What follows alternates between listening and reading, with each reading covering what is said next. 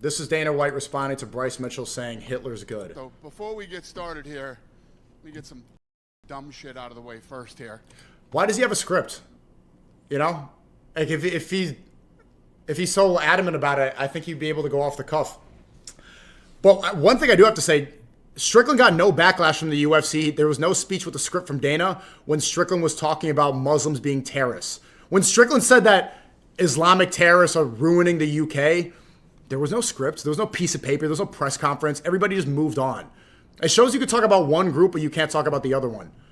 Or what is there, 16 million Jews in the world and 2 billion Muslims? You say you disrespect all Muslims. You lie about the Quran. You say disrespectful things about the Prophet, peace be upon him. No speech. Bryce Mitchell, bring out the script. I'm out here.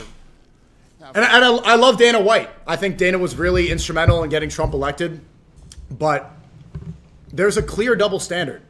Yes. I think that Strickland was saying the same things that Bryce Mitchell was saying, just towards a different group. I don't agree with what Bryce Mitchell said. Bryce Mitchell said Hitler's a good guy and saying that he was just trying to expel people from Europe. Bro, Strickland was saying the exact same rhetoric about Muslims, and there was nothing. And SNEAKO is right. When someone says Muslims are terrorists, Muslims are bad, Islam is a terrorist religion, and our Prophet Muhammad Sallallahu Alaihi Wasallam was pedophile, astaghfirullah, I don't want to say these things. But they said, and they say every time. That time they don't want to talk about these things. But they want to talk about the Zionist things because they want brand deal.